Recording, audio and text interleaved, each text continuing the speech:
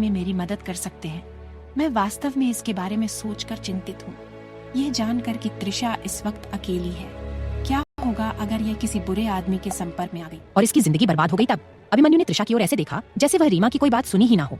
अगर तुमने हैंडल की सफाई पूरी कर ली है तो अंदर बैठो। क्या तुम्हें अपनी आंखों में तेज धूप के कारण जलन महसूस नहीं हो रही? अभिमन्यु ने अपनी कोल्ड आवाज में त्रिशा से कहा। रीमा अपने आप को इतनी बुरी तरीके से इग्नोर होते हुए देखकर बिल्कुल हैरान हो चुकी थी। उसके पास अब कोई शब्द नहीं बचे थे। इतना बढ़िया अभिनय करने के बावजूद अभिमन्यु पर उसका कोई असर क्यों नहीं हुआ था? वहीं त्रिशा ने अभिमन्यु की ठंडी आवाज सुनकर अपनी लार गटकी। उसने रूमाल को कसकर पकड़ लिया और कार के पीछे का दरवाजा खोला। तभी एक बार फिर अभिमन्यु की सर्द आवाज त्रिशा को अपने कानों में सुनाई दी। पैसेंजर सीट में बैठो। अभिमन्यु के शब्द बहुत ही कठोर थे। त्रिशा की बॉडी कांप उठी। उसने जल्दी से पिछले डोर के हैंडल को पूंछा और कहा, मैं बस हैंडल साफ कर रही थी। त्रिशा को ऐसा लगा जैसे वह अभिमन्यु के डर से मर ही जाएगी। खैर, वह कुछ महीनों में किसी और तरह से मर ही तो रही थी, लेकिन उसे शुरू से ही मौत से भी कहीं ज्यादा अभिमन्यु रायजादा से डर लगता था। त्रिशा ने भारी दबाव में पैसेंजर सीट का डोर खोला और अंदर चली गई। त्रिशा पैसेंजर सीट पर सावधानी से बैठी। उसने अपना साहस जुटाया और अभिमन्यु की ओर देखने के लिए अपनी निगाहें थोड़ी ऊपर उठाई, लेकिन तुरंत अभिमन्यु की कोल्ड आंखों को अपने ऊपर देखकर अपनी सांसें रोक लीं। इस आदमी की आंखें हमेशा इतनी डरावनी क्यों लगती हैं? जब भी त्रिशा अभिमन्यु को देखती है तो हमेशा सोचती है कि यह इंसान सच में इतना कठोर क्यों है। त्रिशा को कभी भी अभिमन्यु इंसानों की तरह लगा ही नहीं। वह तो हमेशा उसे एक क्रूअल डेविल की तरह ही देखती थी। त्रिशा को आज तक समझ नहीं आया कि लोग इसकी इतनी पूजा क्यों करते थे, जैसे कि यह कोई भगवान हो। यह तो साफ तौर पर ऊपर बैठे भगवान के साथ अन्याय ही है जो लोग इसकी तुलना उनसे करते हैं।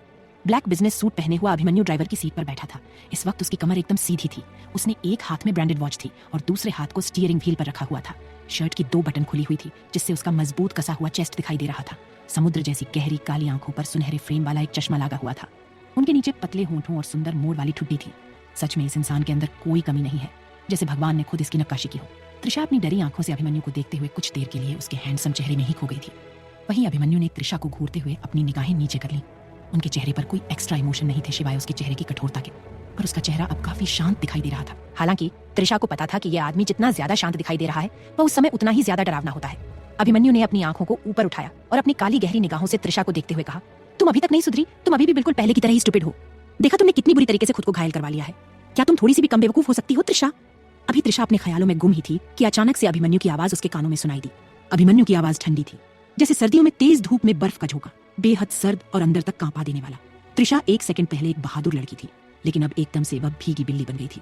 त्रिशा ने थोड़ा सा डर से झिझकते हुए कहा, नहीं, दरअसल मैं यहाँ से गुजर रही थी और अचानक से मैं इन लोगों के बीच में फंस गई और खुद को बचा नहीं पाई, इसीलिए यह। इसके बाद त्रिशा को क्या कहना है उसे कुछ समझ में ही नहीं आ रहा था।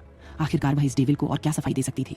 वैसे भी इसके सामने कुछ भी कहना बेकार ही था। हो तो तुम मानती हो कि तुम बेवकूफ हो, इसीलिए तुम लोगों का काफी आसान शिकार बन जाती हो, है ना? त्रिशा ने तुरंत जवाब दिया, नहीं नहीं, ऐसा नहीं है।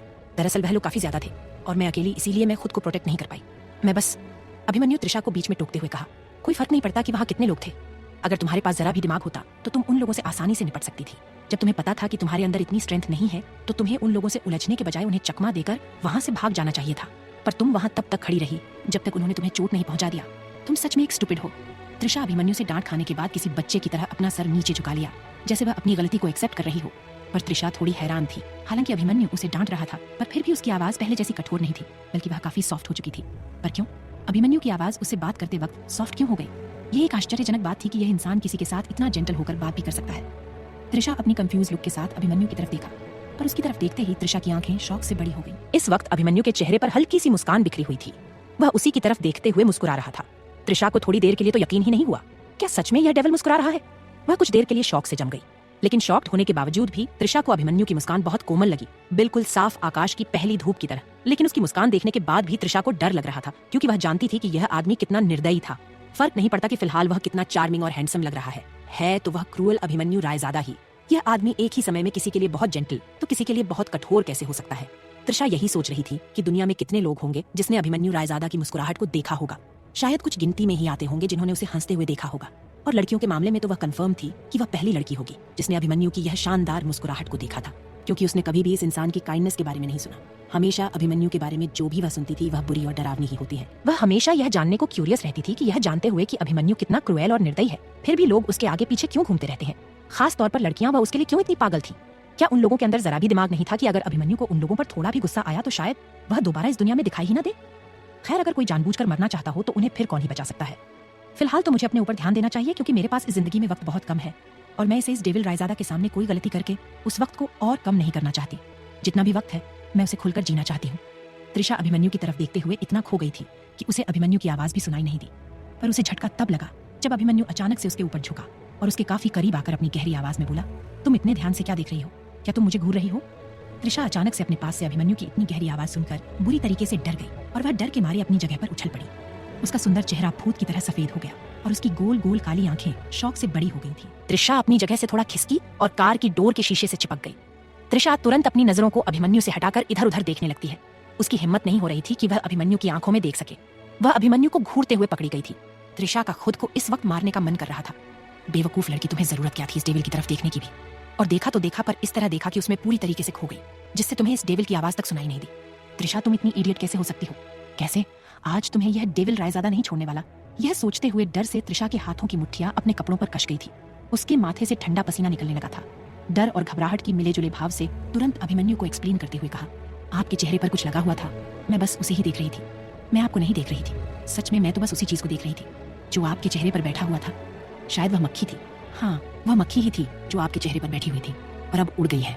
अब परेशान होने की जरूरत नहीं है। त्रिशा झूठ बोलते हुए अपने सर को नीचे झुका लेती है। अभिमन्यु से झूठ बोलते हुए वह इस वक्त डर से कांप रही थी। हालांकि उसे पता था कि अभिमन्यु शायद ही उसकी बातों पर यकीन करेगा, पर इस वक्त उसके दिमाग में जो भी आया उसने बस बोल दिया। त्रिशा की ऐसी हालत देखकर अभिमन्यु के होंठ तुरंत इंटरेस्ट से मुड़ गए और वह त्रिशा के थोड़ा और करीब आते हुए बोला, नहीं, तुम झूठ बोल रही हो। मैंने तुम्हें साफ तौर पर मुझे घूरते हुए ही देखा था। बताओ, तुम मेरे चेहरे को क्यों घूर रही थी? तुम्हारा दिमाग में मेरे लिए क्या चल रहा था? हाँ। अभिमन्यु को और पास आते देखकर त्रिशा की सांस अटक गई थी। वह अपनी भारी सांसों को संभालते हुए और पीछे होने की कोशिश करती है, पर अफसोस वह पहले से ही कार के शीशे से चिपकी हुई थी, इसलिए अब और पीछे नहीं जा सकती थी। त्रिशा जल्दी से हकलाते हुए कहा, मैं झूठ नहीं बोल रही। मैंने सच में आपके चेहरे पर एक मक्खी को देखा था। मैं इसके आगे त्रिशा कुछ बोल ही नहीं पा रही थी। घबराहट से उसका दिल काफी जोर जोर से धड़क रहा था, जिसकी आवाज अभिमन्यु तक को सुनाई दे रही थी।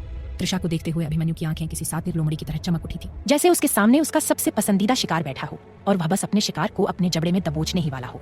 अभिमन्यु ने अपना सर झुकाया और त्रिशा से कुछ कहने ही वाला था कि अचानक से उसे अपने कानों में एक चुभती हुई सी आवाज सुनाई दी। अभिमन्यु, ध्यान से, इस तरह लापरवाह होकर त्रिशा पर दबाव मत डालो। उसे चोट लगी है, प्लीज उसे इस तरह मत परेशान कीजिए, उसे और ज्यादा चोट लग जाएगी। सुनने में यह आवाज काफी प्यारी और चिंता से भरी हुई लग रही थी, लेकिन अभिमन्यु को यह आवाज बिल्कुल भी प्यारी नहीं लगी, क्योंकि इस आवाज ने अभिमन्यु के सबसे फेवरेट काम में दखल डाल दिया था। दरअसल यह चुभती हुई सी आवाज रीमा की थी। रीमा, जो काफी देर से कार के बाहर खड़ी थी, वह कार के विजिबल विंडो से अंदर के नजारे को साफ देख पा रही थी।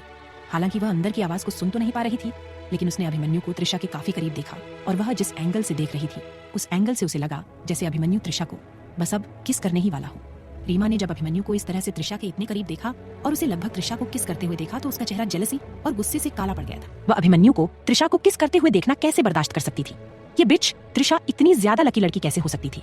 वह अभिमन्यु रायजादा जो कभी लड़कियों के पास भी नहीं गया, ना ही अपने आस पास किसी लड़की को भटकने दिया, उस पत्थर दिल अभिमन्यु रायजादा को यह बिच त्रिशा कैसे सेड्यूस करने में कामयाब हो गई? अभिमन्यु को इस तरह से काबू कर लिया कि वह अब उसे किस करने वाला है।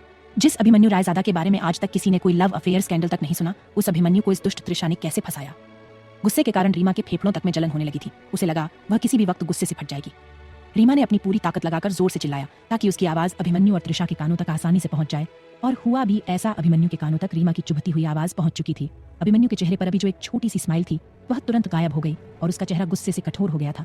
उसने अपनी ठंडी निगाहों को ऊपर उठाया और रीमा की तरफ देखा और अपने गुस्से भरी आवाज में पूछा, तुम कौन हो और बेवजह यहाँ खड़े होकर चिल्ला क्यों रही हो? रीमा अभिमन्यु के शब्द सुनते ही लगभग लड़खड़ा गई। उसे लगा कि वह अभी शौक से गिर जाएगी। अभिमन्यु ने अभी उससे क्या पूछा कि वह कौन है? क्या अभी कुछ देर पहले ही हम दोनों के बीच बात नहीं हुई थी? फिर अभिमन्यु ऐसे क्यों बिहेव कर रहा है जैसे कि उसने मुझे कभी देखा ही ना हो? क्या मैं उसकी नजरों में इतना भी मायने नहीं रखती कि वह मुझे याद रख सके? इसके अलावा अभी हाल ही में तो सिंघानिया परिवार ने मुझे अपनी बेटी के तौर पर पूरे दिल्ली शहर को इंट्रोड्यूस करवाया था। फिर अभिमन्यु उसे पहचानने से इनकार कैसे कर सकता है? रीमा इस वक्त इतने गुस्से में थी कि वह खुद को कांपने से रोक नहीं पाई, लेकिन वह अपने गुस्से को अभिमन्यु के सामने जाहिर नहीं कर सकती थी। रीमा ने गुस्से से गहरी सांस ली और अपने गुस्से को अपने मन में ही दबाने की कोशिश की। रीमा ने अपने आप को थोड़ा नॉर्मल किया और फिर खुद को अभिमन्यु से इंट्रोड्यूस कराते हुए कहती है, अभिमन्यु, मैं रीमा सिंघानिया परिवार की असली बेटी हूँ। अभी कुछ दिन पहले ही तो सिंघानिया परिवार ने मुझे सबके सामने इंट्रोड्यूस करवाया है, और अभी थोड़ी देर पहले ही तो हम एक दूसरे से बात कर रहे थे जब तुमने मेरी कार को डैमेज किया था। क्या तुम भूल गए? अभिमन्यु ने अपनी उड़ती हुई नजरों से रीमा की कार की तरफ देखा और फिर वापस रीमा की तरह देखते हुए कहा, तो क्या सिंघानिया परिवार की बेटी अब मुझे अपनी कार डैमेज के लिए कॉम्पेंसेशन मांगने की कोशिश कर रही है? क्या सिंघानिया परिवार के पास अब इतने पैसे भी नहीं है कि वह अपने डैमेज कार के कुछ पार्ट्स को भी रिपेयर करवा सके? रीमा स्तब्ध थी। उसने तो कॉम्पेंसेशन के बारे में सोचा भी नहीं था, वह तो बस उसे और त्रिशा को दूर कर रही थी। पर यहाँ तो अभिमन्यु ने उसे गलत समझ लिया था। रीमा हड़बड़ाते हुए अभिमन्यु से बोली, नहीं, ऐसा बिल्कुल नहीं है, आप मुझे गलत समझ रहे हैं। इसके आगे वह बोल पाती से उससे पहले अभिमन्यु एक बार फिर गुस्से से रीमा की तरफ देखा और कार की तरफ इशारा करते हुए कहा, तुम्हारी डैमेज्ड कार का कॉम्पेंसेशन तुम्हारे घर तक पहुंचा दिया जाएगा। रीमा जल्दी से बोली, नहीं अभिमन्यु, इसकी कोई जरूरत नहीं है। अभिमन्यु उसकी बात को पूरा होने से पहले ही उसे टोकते हुए कहा, कॉल मी मिस्टर रायजादा। मुझे यह बिल्कुल पसंद नहीं कि कोई भी अजनबी मुझे मेरे नाम से पुकारे, तो इस बात का आगे से ध्यान रखना। अभिमन्यु के शब्द बहुत कठोर थे। रीमा को अभिमन्यु के शब्दों से जोर का धक्का लगा और वह सबकॉन्शियस रूप से कुछ कदम पीछे हो गई। उसका पूरा शरीर गुस्से और अपमान से भर गया था। आज से पहले कभी किसी ने उसका इस तरह से अपमान नहीं किया था, खास तौर से जब वह सिंघानिया परिवार की बेटी बनी थी।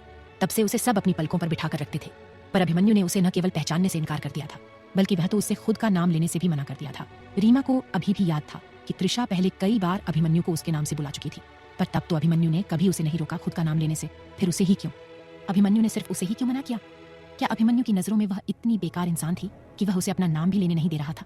रीमा को त्रिशा से इतनी ज्यादा नफरत हुई कि उसे लगा कि वह अभी त्रिशा को जान से मार दे। इस बिच को हमेशा उससे हर एक चीज बेहतर ही क्यों मिलती है, चाहे वह किसी भी हाल में क्यों न रहे। हर कोई उसके आगे पीछे ही घूमता है। पहले जब वह सिंघानिया परिवार की बेटी थी तब भी लोग उसकी सराहना करते थे, और आज जब वह सिंघानिया परिवार की बेटी नहीं है तब भी इस दुष्ट त्रिशा को उससे कहीं ज्यादा अहमियत मिल रही थी। रीमा ने इतनी कस के अपनी मुट्ठियां बनाई थी कि उसके नुकीले नाखून उसके कोमल हाथों पर धंस चुके थे और वहां से खून भी निकलने लगा था। पर रीमा को खुद के दर्द की कोई परवाह नहीं हुई। वह तो त्रिशा को अपनी जानलेवा नजरों से घूरने में बिजी थी। इस बीच त्रिशा जो डरी हुई कार के विंडो से चिपकी हुई थी, उसने जब अभिमन्यु को रीमा से बात करते हुए देखा तो वह थोड़ी सी रिलैक्स हुई और उसने गहरी सांस ली। फिलहाल के लिए तो वह रीमा का शुक्रिया करना चाहती थी, उसे बचाने के लिए। अगर सही टाइम पर उसने आवाज नहीं दी होती तो आज पता नहीं उसका क्या ही होता। अब अभिमन्यु का ध्यान उस पर नहीं था, इसलिए वह थोड़ा सा खिसक कर अपनी सही जगह पर आकर बैठ गई थी और वह भी पलट कर रीमा की तरफ देखने लगी। रीमा को देखते हुए त्रिशा थोड़ी देर के लिए कंफ्यूज हो गई। उसे समझ नहीं आया कि रीमा चेहरे के इतना गुस्सा किस बात के लिए दिखाई दे रहा है। सिर्फ इसलिए क्योंकि अभिमन्यु ने उसे पहचानने से इनकार कर दिया। पर इसमें कोई नई बात तो नहीं थी। अभिमन्यु हमेशा से ही इतना अकड़ू और घमंडी था। ज्यादातर लोगों के साथ अभिमन्यु का व्यवहार ऐसा ही होता था, और रीमा तो पहले से इन सब चीजों के बारे में जानती थी, तो फिर उसे इतना ज्यादा गुस्सा किस बात का आ रहा है। त्रिशा अभी रीमा के एक्सप्रेशन को पढ़ने की कोशिश कर ही रही थी कि तभी उसे अभिमन्यु के कार के गियर दबाने की आवाज आई, और फिर कुछ ही मिनट में ब्लैक बेंटली कार जोरदार आवाज के साथ वहां से निकल गई। रीमा वहां खड़ी हो कार से निकलने वाले धुएं को देख रही थी और अपने हाथों की मुट्ठियां भींचे हुए गुस्से से कांप रही थी। उसके पीछे के जो बाकी लोग खड़े थे वो भी जेलसी और गुस्से से पागल हो गए थे। मोना धीरे से चलकर रीमा के पास आई और गुस्से से अपने दांत पीसते हुए रीमा से पूछा, ये बिच त्रिशा कब अभिमन्यु रायजादा के इतना क्लोज आ गई है कि अभिमन्यु रायजादा जैसा इंप्रेसिव इंसान उसे अपनी कार में बैठाकर उसे लिफ्ट दे रहा है? रीमा ने ठंडे स्वर में कहा, मुझे कैसे पता चलेगा? क्या मैं उसकी कोई बॉडीगार्ड हूँ जो उसके आगे पीछे उसकी जानकारी लेते फिरूं? रीमा ने कार को दूर जाते देखा और उसकी आंखें नफरत से चमक उठी। वही कार में अब जब त्रिशा अभिमन्यु के साथ पूरी तरह से अकेले थी तो उसे ऐसा महसूस हुआ जैसे वह अभिमन्यु की कार के अंदर सुइयों की नोक पर बैठी है। त्रिशा को अब लग रहा था कि रीमा के साथ झगड़ा करना ज्यादा बेहतर था बजाय इस कार में अभिमन्यु के साथ बैठने के। अभिमन्यु त्रिशा को कब से नोटिस कर रहा था कि वह किस तरह से अपनी जगह पर अनकंफर्टेबल होकर बैठी है, जैसे कि वह कार की सीट पर नहीं बल्कि तपती धूप से जलते हुए पत्थर में बैठी हो। अभिमन्यु को त्रिशा ऐसे डरते हुए काफी अडोरेबल लग रही थी। वह किसी क्यूट से पप्पी की तरह डरी सहमी सी बैठी हुई थी। अभिमन्यु को त्रिशा के साथ ऐसे खेलने में काफी मजा आ रहा था। उसने त्रिशा को और ज्यादा परेशान करने के इरादे से अपने चेहरे को सख्त बनाया और फिर अपने कोल्ड आवाज में त्रिशा से पूछा, मैं तुम्हें हमेशा ऐसी दयनीय और हेल्पलेस स्थिति में ही क्यों देखता हूँ? त्रिशा जो अपने डर को कंट्रोल करने में पूरी तरीके से फोकस थी, वह अभिमन्यु की ठंडी आवाज सुनकर लगभग अपनी सीट पर उछल ही पड़ी थी। पर जब वह अभिमन्यु के सवाल पर गौर करती है तो वह काफी एम्बैरेस हो जाती है। हाँ, अभिमन्यु सही ही कह रहा था। वह जब भी अभिमन्यु से मिलती है तो वह कभी या तो किसी से पिट रही होती है या किसी से अपमानित हो रही होती है। सच में वह अभिमन्यु जैसे परफेक्ट और सोफिस्टिकेटेड इंसान के सामने एक इडियट से कम नहीं थी। त्रिशा ने ऑकवर्ड स्माइल के साथ अपने एम्बैरेसमेंट को छिपाते हुए कहा, शायद मैं कुछ ज्यादा ही आउटस्टैंडिंग हूँ, इसीलिए लोग हमेशा मुझसे जेलस रहते हैं। अभिमन्यु ने फुसफुसाकर कहा, नहीं, शायद तुम कुछ ज्यादा ही बेवकूफ हो, इसलिए लोग आसानी से तुम्हें अपना शिकार बना लेते हैं। त्रिशा ने शर्मिंदगी और डर से अपना सर नीचे झुका लिया। उसने पलटकर अभिमन्यु को जवाब देने की कोशिश नहीं की, जैसे वह एक्सेप्ट कर रही हो कि अभिमन्यु जो कह रहा है वह सब सच है। हाँ, बिल्कुल वह बेवकूफ ही तो थी जो पहले रीमा के जाल में फंस गई और रीमा के जाल से बचकर निकल पाती। उससे पहले ही वह इस डेविल के चंगुल में फंस चुकी है। वह रीमा से तो लड़ सकती थी, पर वह इस डेविल रायजादा से कैसे लड़े? त्रिशा ने साहस जुटाया और अपनी आंखों को उठाकर अभिमन्यु की तरफ देखा और धीमी आवाज में उससे कहा, मिस्टर रायजादा, मेरी मदद करने के लिए धन्यवाद। अब मुझे आपका कीमती समय और बर्बाद नहीं करना चाहिए। आप मुझे आगे कहीं छोड़ सकते हैं। अभिमन्यु ने एक नजर त्रिशा की ओर देखा और फिर उससे अपनी ठंडी आवाज में कहा, कॉल मी अभिमन्यु, तुम मुझे अभिमन्यु बुला सकती हो। त्रिशा शॉक थी। क्या अभी कुछ देर पहले ही इसने रीमा को अपने नाम को पुकारने से मना नहीं किया था और अब मुझसे कह रहा है कि वह उसके नाम से उसे बुला सकती है? क्या यह इंसान कभी भी नॉर्मल इंसानों की तरह बिहेव कर सकता है? ऑफ कोर्स ये सब त्रिशा मन ही मन सोच रही थी। उसकी इतनी हिम्मत नहीं कि वह अभिमन्यु को उसके मुंह पर यह सब कह सके। त्रिशा अपने ख्यालों की दुनिया से बाहर तब आई जब उसे अभिमन्यु की आवाज सुनाई दी, मैं तुम्हें हॉस्पिटल ले जा रहा हूँ। इस वक्त तुम्हारे पैरों को इलाज की सख्त जरूरत है। हॉस्पिटल? हॉस्पिटल का नाम सुनते ही त्रिशा को आज सुबह जो डॉक्टर ने बताया था वह सब याद आ गया और अपने कैंसर को याद करते ही त्रिशा का सुंदर चेहरा तुरंत ही डर से पीला पड़ गया था। त्रिशा सबकॉन्शियस रूप से जोर से चिल्लाकर कहा, नहीं नहीं, ये इतना भी जरूरी नहीं है, ये बहुत परेशानी भरा हो जाएगा। मैं ठीक हूँ, वैसे भी मुझे कोई दर्द नहीं हो रहा है। अभिमन्यु ने एक हाथ से स्टीयरिंग व्हील को पकड़ा और दूसरे हाथ से पानी की एक बिना लेबल वाली बोतल निकाली और उसे त्रिशा को पकड़ाते हुए कहा, रिलैक्स, पहले इसे पी लो। त्रिशा ने उस बिना लेवल वाली बोतल को देखा और कंफ्यूज लुक के साथ अभिमन्यु की तरफ देखने लगी। अभिमन्यु ने एक नजर त्रिशा के कंफ्यूज चेहरे को देखा और फिर अपने गंभीर आवाज में उससे कहा, इसे पी लो, इसे पीने से तुम्हें तुम्हारे इस बिना दिमाग वाले सर को शांति मिलेगी। त्रिशा एकदम से स्पीचलेस हो गई थी। ओह अभिमन्यु, आपका सेंस ऑफ ह्यूमर काफी अच्छा है। तभी गाड़ी रेड लाइट पर रुकी। रेड लाइट को देखते हुए त्रिशा के पास अचानक एक बोल्ड आइडिया आया। उसने मन ही मन गिनती गिनते हुए अपने होंठ काटे। जब ग्रीन लाइट होने में सिर्फ 10 सेकंड बाकी थे तो त्रिशा ने सेफ्टी बेल्ट उतार दी और कार का दरवाजा खोला और तेजी से कार से बाहर जंप कर गई। त्रिशा को अपने इस बोल्ड एक्शन के लिए केवल कुछ सेकंड लगे। अगली कार का ड्राइवर अपने ब्रेक छोड़ने ही वाला था, लेकिन जब उसने त्रिशा को अपनी कार के पास से भागते देखा तो उसने रोक दिया। त्रिशा ने अपनी चोटों को नजरअंदाज कर दिया। वो तेजी से भागी, मानो वह अपनी जान बचाने के लिए भाग रही हो। वो भागते हुए डर और घबराहट दोनों महसूस कर रही थी। हालांकि यह अभिमन्यु के साथ हॉस्पिटल में जाने से तो बेहतर था। भागते हुए त्रिशा ने मन ही मन सोचा, मैं पहले से ही मर रही हूँ, मैं अब इस डेविल रायजादा के साथ रहकर और अधिक कष्ट नहीं सहना चाहती। त्रिशा को भागते देख अभिमन्यु की सुंदर आंखें कठोर हो गई थी। ट्रैफिक लाइट पहले से ही हरी हो गई थी। पीछे की कार त्रिशा को हॉर्न दे रहे थे, पर त्रिशा उसे इन सब चीजों की कोई परवाह नहीं थी। वह तो बिना सोचे समझे अपनी पूरी ताकत लगाकर बस सामने की तरफ भागती जा रही थी। नॉर्थ दिल्ली के एक छोटे से अपार्टमेंट में। अपार्टमेंट देखने से काफी छोटा और पुराना लग रहा था। दीवारों की हालत काफी जर्जर और नाजुक दिखाई दे रही थी। छत पर लगा हुआ पुराना पंखा घूमते हुए काफी शोर कर रहा था। खराब वेंटिलेशन के कारण कमरे में सांस लेना मुश्किल हो रहा था। उसी अपार्टमेंट के रोलिंग कुर्सी पर करीब 20 से 21 साल की लड़की बैठी हुई भी थी। उसने ब्लैक स्लिंग ड्रेस पहनी हुई थी। उसकी त्वचा बर्फ की तरह गोरी थी और उसके बाल लंबे और घुंघराले थे। उसके होंठ डूबते सूरज की लालिमा की तरह लाल थे। वह बिल्कुल डरावनी कहानियों की एक चालाक लोमड़ी की तरह दिख रही थी। लड़की ने अपनी उंगलियों के बीच आधी जली हुई सिगरेट को पकड़ा हुआ था। लड़की ने भौहें सिकोड़ ली और अचानक गुस्से से गुर्राई, त्रिशा पागल लड़की, मैंने तुम्हें पहले ही नहीं बताया था कि रीमा एक बिच है, लेकिन तुमने मुझ पर विश्वास नहीं किया। अब तुम देखो, उसने तुमसे सब कुछ छीन लिया जो भी तुम्हारे पास था। अब तुम बिल्कुल अकेली रह गई हो, तुम्हारे पास कुछ भी नहीं है। वह हमेशा ही तुमसे जलती थी और तुम उसे एक अच्छी दोस्त मानती रही, और देखो उसने तुम्हारी दोस्ती का क्या सिला दिया है। त्रिशा एक खाली इमोशंस के साथ सोफे पर गिर गई और उदासी से कहा, वे वैसे भी मेरे अपने नहीं थे, तो रीमा उन्हें मुझसे कैसे छीन सकती है। साफ तौर पर वह पहले से ही रीमा के बायोलॉजिकल पेरेंट्स थे। मेरे पास उन्हें दोष देने का हक नहीं है। मैं तो गलती से उनके पास पहुंच गई थी, लेकिन आप सब ठीक है। जिसकी जो जगह थी वो वहां पहुंच चुका है और मेरी जगह यही थी, इसलिए मैं यहाँ आ गई। त्रिशा के शब्दों में दुख और दर्द दोनों झलक रहा था, जो कि वाणी काफी अच्छे से महसूस कर पा रही थी। वाणी ने त्रिशा को डांटते हुए कहा, बेवकूफ लड़की, तुम्हें अभी भी दिखाई नहीं दे रहा है कि किसके साथ गलत हुआ है। वह तुम हो जिसके साथ गलत हुआ है।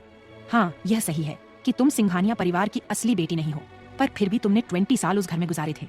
ऐसे कैसे वह तुम्हें इतनी बुरी तरीके से अपमानित करके घर से बाहर निकाल सकते हैं। त्रिशा वाणी की तरफ हल्की मुस्कुराहट के साथ देखा और कहा, अच्छा ठीक है वाणी, अब तो मुझे डांटना बंद करो। देखो मुझे दर्द हो रहा है, क्या तुम मेरे चोट पर दवा भी नहीं लगाओगी। वाणी गुस्से से त्रिशा पर भड़कते हुए कहा, यह भी तुम्हारी ही गलती है। क्या जरूरत थी तुम्हें सिंघानिया विला के आसपास भी भटकने की? ओर गई तो गई वहां, फिर उस दुष्ट रीमा से इतना ज्यादा चोट खाकर भी आ गई। त्रिशा बताओ, मैं तुम्हारा क्या करूं? तुम इतनी पागल कैसे हो सकती हो? वाणी ने त्रिशा के जख्मों से बहने वाले खून को देखा। उसके पैरों से बहने वाला वह चटक लाल रंग वाणी की आंखों में चुभ रहा था। वाणी ने गुस्से भरी नजर से त्रिशा को देखा और फिर अपने हाथों में ली हुई सिगरेट को नीचे गिराकर अपने पैरों से मसल कर बुझा दिया और कुछ कदम बढ़ाकर पास के ही एक ड्रॉर से फर्स्ट एड बॉक्स निकाला और फिर लौटकर त्रिशा के पैरों के पास बैठ गई। वाणी की आंखों में अभी भी त्रिशा के लिए गुस्सा था, लेकिन फिर भी वह खुद को त्रिशा की चिंता करने से रोक नहीं पाई। सिंघानिया परिवार से बाहर निकाले जाने के बाद त्रिशा की इकलौती दोस्त वाणी ने उसे अपने पास बुला लिया और जबरदस्ती उसे अपने पास रख लिया। दोनों की मुलाकात हाई स्कूल में हुई थी। हालांकि जब दोनों की पहली बार स्कूल में मिले थे तो वह दोनों ही एक दूसरे की आंखों में खटकने लगे थे। शुरुआत में दोनों के बीच कुछ बुक्स को लेकर आपस में झगड़ा हुआ था, लेकिन समय के साथ दोनों एक दूसरे के अच्छे दोस्त बन गए। अच्छे दोस्त होने के बावजूद दोनों के बीच में जमीन आसमान का फर्क है। जहाँ त्रिशा काफी शांत और समझदारी से काम लेने वाली लड़की है, वही वाणी उसे फर्क नहीं पड़ता कि उसके सामने कौन है। अगर किसी ने उसके साथ गलत करने या उसे परेशान करने की कोशिश की तो वह उसे सबक सिखाने का कोई मौका नहीं छोड़ती। पर दोनों की दोस्ती बहुत मजबूत है। त्रिशा को अपने सबसे कठिन समय में जब किसी की जरूरत महसूस होती तो हमेशा वाणी बिना सवाल के उसके पास खड़ी मिलती। वाणी हमेशा त्रिशा की मदद करने के लिए तैयार खड़ी मिलती, चाहे त्रिशा के लिए झगड़ा करना हो या फिर उसे सहारा देना, वह हर तरह से उसके साथ थी। पर फिलहाल वाणी उस पर अभी बहुत गुस्सा थी, क्योंकि त्रिशा ने पहले उसकी बात नहीं सुनी थी और उसने रीमा पर विश्वास किया। शायद अगर त्रिशा उसकी बात पहले मान लेती तो आज वह इस हालत में नहीं होती। वाणी ने त्रिशा के घाव को साफ करते हुए उसकी तरफ देखा और गुस्से से अपने दांतों को भींचते हुए आगे कहा, अब इस तरह की शक्ल मत बनाओ, मुझे तुम्हारी इस दयनीय शक्ल को देखकर गुस्सा आता है। चले जाओ, मैं तुम्हें देखकर ही परेशान हो गई हूँ। वाणी ने त्रिशा के पैरों पर बैंडेज बांधते हुए उठ गई और फर्स्ट एड बॉक्स को टेबल पर रखकर वहीं सोफे पर बैठ गई। वाणी ऊपर से तो त्रिशा को डांट रही थी, पर अंदर ही अंदर उसका भी दिल दुख रहा था, खास तौर से अब जब उसने त्रिशा की रिपोर्ट देख ली है और उसे पता चल चुका है कि उसे कैंसर है। वह अपने गुस्से और दुख को छुपा नहीं पा रही थी। वाणी को समझ नहीं आ रहा है कि वह रीमा पर गुस्सा करे या फिर इस बेवकूफ त्रिशा पर, जिसने रीमा जैसी लड़की पर विश्वास किया और आज जब वह मरने के कगार पर पहुंच चुकी है तो उसके पास कोई नहीं है। वह अकेली है, बिल्कुल अकेली। वाणी ने अचानक त्रिशा को डांटना बंद कर दिया। उसकी आंखें थोड़ी सी लाल हो गई। वाणी को जब लगा कि उसके आंख से आंसू निकलने वाले हैं तो उसने अपने आंसू रोकने के लिए अपने होंठ भींच लिए और त्रिशा की तरफ देखते हुए उदास स्वर में कहा, देख लेना त्रिशा, अगर तुम मर गई तो मैं तुम्हारे लिए एक आंसू भी नहीं बहाऊंगी। त्रिशा ने जब वाणी के चेहरे के एक्सप्रेशन देखे तो अचानक ही उसके चेहरे पर छोटी सी स्माइल आ गई। वाणी के इतनी कोशिश करने के बावजूद उसकी आंखें लाल हो गई थी और चेहरा उदासी से घिरा हुआ दिखाई दे रहा था। त्रिशा ने अपने पैरों को सावधानी से उठाया और उसे सोफे पर रखते हुए हल्की सी मुस्कुराहट के साथ वाणी की तरफ देखा और उससे कहा, मैं केवल तुमसे इतना ही उम्मीद करती हूँ कि जब मैं मर जाऊं तो केवल तुम ही अपने हाथों से मुझे मुखाग्नि दो। वाणी अब अपने आप को और नहीं रोक पाई और आखिरकार उसकी आंख से आंसू बह निकले। वाणी में रोते हुए त्रिशा को डांटा, बेवकूफ लड़की, जब तुमसे ठीक से बात करती नहीं आती है तो तुम अपनी जुबान बंद क्यों नहीं रखती हो? मुझे तुम्हारी यह बकवास सुनने में कोई इंटरेस्ट नहीं है, तो आइंदा मुझसे इस तरह की वाहियात बातें करने की हिम्मत मत करना, नहीं तो मैं तुम्हें बता रही हूँ त्रिशा, मैं खुद तुम्हें अपने हाथों से मार दूंगी। त्रिशा थोड़ा जोर से हंस दी और वाणी से बोली, तुम्हें पता है वाणी, तुम रोते हुए बिल्कुल किसी डरावनी मूवी के चुड़ैल जैसे लगती हो। ठीक है, तुम मेरे सामने तो रो सकती हो, लेकिन किसी और के सामने इस तरह रोने मत लग जाना, नहीं तो वह बेचारा डर ही जाएगा। वाणी रोते हुए चिल्लाई, त्रिशा, सच में तुम्हारे अंदर अभी भी मजाक करने की हिम्मत है? वाणी ने अपने आंसुओं को पूछा और अचानक से खड़ी हो गई और त्रिशा की तरफ देखते हुए गंभीरता से बोली, आज रात मेरे साथ शार्किंग नाइट क्लब चलो। शार्किंग नाइट क्लब वह जगह थी जहां वाणी प्रेजेंट में काम कर रही थी। यह दिल्ली की एक शानदार क्लब है। किस लिए? त्रिशा ने कंफ्यूजन से वाणी से पूछा। वाणी ने त्रिशा को घूरते हुए कहा, क्या किस लिए? क्या तुम्हें राहुल पसंद नहीं है? आज रात मैं तुम्हारी उसके साथ एक स्पेशल नाइट अरेंज करती हूँ। मुझे पता है, राहुल का आज रात का शार्किंग नाइट क्लब में एक रूम बुक है। त्रिशा वाणी के शब्दों से स्पीचलेस थी। उसने तुरंत अपना सिर हिलाया, बिल्कुल नहीं, उसे मुझ में कभी कोई भी इंटरेस्ट नहीं है, वह पहले से ही मुझे देखना नहीं चाहता। अगर मैंने ऐसा किया तो वह मुझसे और भी नफरत करने लगेगा। वाणी ने थोड़ा जोर से कहा, तुम्हारा क्या मतलब है? तुम पहले ही मर रही हो, तुम्हें उस बेवकूफ राहुल की परवाह क्यों है? तुम बस बेवजह उस स्टूपिड राहुल से डरती रहो, उसके नाराज होने या खुश होने की परवाह करती रहो। क्या तुम अपने पछतावे को अपनी कब्र पर ले जा रही हो? मुझे कुछ नहीं पता, तुम मेरे साथ चल रही हो, क्या पता उसके साथ वक्त बिताने पर वह तुम्हारी भावनाओं को समझ ले। त्रिशा की आंखों की चमक फीकी पड़ गई। वाणी को लगा कि शायद त्रिशा फिर से मना करने वाली है, लेकिन उसे आश्चर्य हुआ जब त्रिशा ने थोड़ी देर बाद कहा, तुम सही कह रही हो, मेरे पास अब ज्यादा समय नहीं है, मुझे एक चांस तो लेना ही चाहिए। आखिर मैं कब तक पछतावे भरी जिंदगी जीती रहूंगी?